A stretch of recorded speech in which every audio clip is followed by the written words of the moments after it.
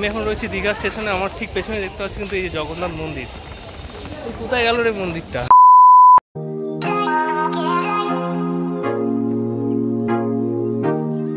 এদিকে কিন্তু এরকম দুটো পাশাপাশি বেড রয়েছে।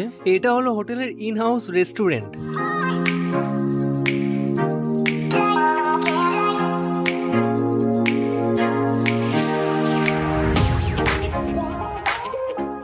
Good morning from Digha.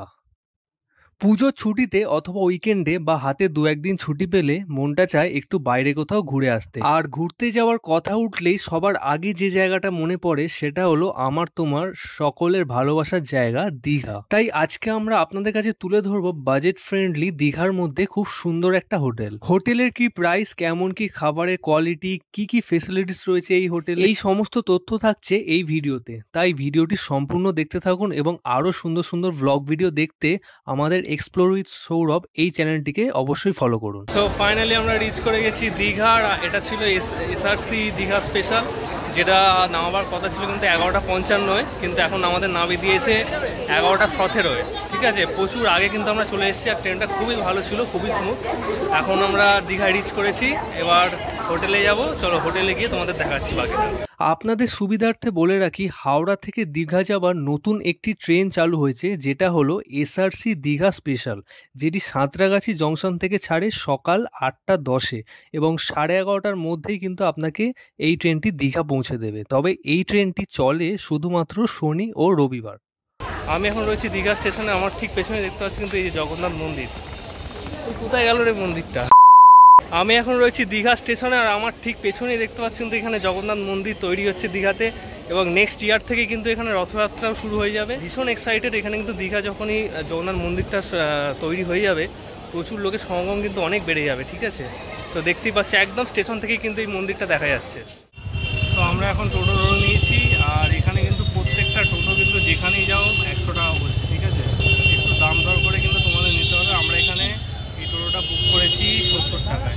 So finally আমরা হোটেলে রিচ করে গেছি আর এই হোটেলটা দীঘা বিচ থেকে কিন্তু 10 মিনিট হাঁটা পথের দূরত্বে রয়েছে। আর হোটেলে ঢুকতেই কিন্তু এটা হলো হোটেলের পুরো রিসেপশন এরিয়াটা। এবং হ্যাঁ, এই হোটেলে কিন্তু লিফট ফেসিলিটি রয়েছে এবং দেখতেই পাচ্ছ বাইরেটা কিন্তু গ্লাস দেওয়া এবং বাইরে কিন্তু একটা সুন্দর ভিউ পাওয়া যাচ্ছে এই লিফট থেকে। সত্যি দারুণ লাগছে জাস্ট। আর আমাদের রুমটা ছিল এই হোটেলের 3rd ফ্লোরে। তো 3rd ফ্লোরে আমরা এসে গেছি আর দেখতে পাচ্ছি পুরো হোটেল কিন্তু গ্লাস দিয়ে বাইরে পুরো ভিউটা দেখা যাচ্ছে। এটা কিন্তু 3rd ফ্লোর থেকে। আর এখানে কিন্তু বসার জায়গাও রয়েছে, দেখতে পাচ্ছ সোফা রয়েছে, খুব সুন্দর। এদের লবি এরিয়াটা কিন্তু খুবই সুন্দর, এখানে তোমরা বসতে পারো, রেস্ট নিতে পারো এবং বাইরের ভিউ এনজয় করতে পারো। ফাইনালি চলো তোমাদের রুম টুরটা দিয়ে দিই। আর এটা হলো 4 বেডের রুম। আমরা নিয়েছিলাম 4 বেডের রুম, কারণ আমরা 4 জন গেছিলাম। আর এই হোটেলে কিন্তু প্রত্যেকটা রুমে কিন্তু এসি, এখানে নন এসি রুম কিন্তু কোথাও নেই। আর এই হলো টোটাল রুমের কন্ডিশনটা। এখানে একটা দেখতে পাচ্ছ টিভি আছে, এখানে রাখার জায়গা, এখানে সোফা আছে, টি টেবিল আছে, আর এখানে কিন্তু উইন্ডো এসি। আর এই হচ্ছে দুজনের দুটো বেড পাশাপাশি। ঠিক আছে, দেখতেই পাচ্ছ উপরে ফ্যান রয়েছে। এই হচ্ছে রুম আর এই দিকটা করে একটা রয়েছে।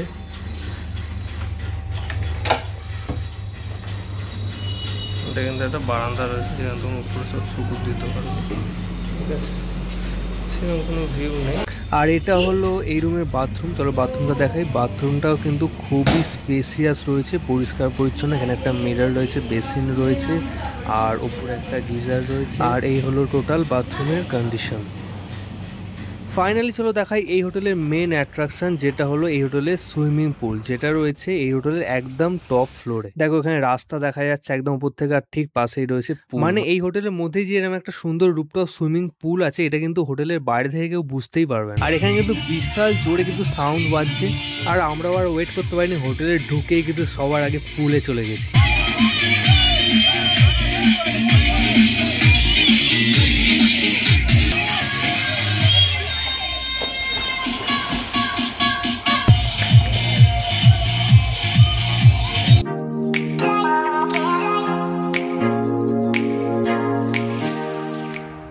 লিটারালি এত পুলে ঝামা পাওয়ার কিন্তু আমাদের সবাই ভীষণ জোর খিদে পেয়ে গেছে। তাই আমরা এখন যাচ্ছি এই হোটেলের ইনহাউস রেস্টুরেন্টে। আর এই হলো এই হোটেলের টোটাল ইনহাউস রেস্টুরেন্ট, যেটা কিন্তু ফুললি এসি।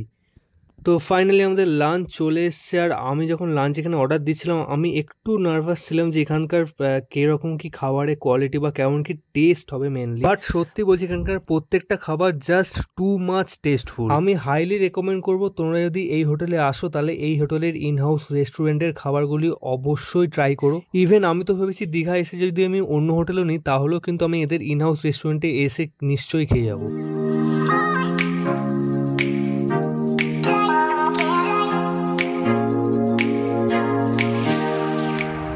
সো আমাদের লাঞ্চ কমপ্লিট, আর এখান থেকেই আমরা একটা কোল্ড ড্রিঙ্কস নিয়ে যাচ্ছি এবার রুমে। তো এই ছিল এই হোটেলের টোটাল ইনফরমেশন। আর এই হোটেলের রুমের প্রাইসগুলো একটু বলে দিই। এই রুমেতে ডাবল বেডের রুমগুলোর প্রাইস থাকছে 1 থেকে 1,500 টাকা এবং 4 বেডের রুমগুলোর প্রাইস থাকছে 1,500 থেকে 2,000 টাকা, যেটা কিন্তু সিজন ওয়াইজ আপ ডাউন হয়। এবং আমি বলবো এই হোটেল যদি তোমরা বুক করতে চাও তাহলে কিন্তু অনলাইন থেকে খুব একটা বুক করো না, কারণ এখানে অনলাইনের প্রাইসটা একটু বেশি দেখায়। সবচেয়ে বেস্ট এই হোটেলে ডিরেক্ট ফোন করে বুক করা, আর আমি এই ভিডিওর ডিসক্রিপশনে এই হোটেলের নাম্বার দিয়ে দিচ্ছি, তোমরা চাইলে কল করে বুক করতে পারো। হোটেলটির নাম হলো পিবি ইন্টারন্যাশনাল। ভিডিওটি এখানেই শেষ করছি, দেখা হচ্ছে নেক্সট ভিডিও।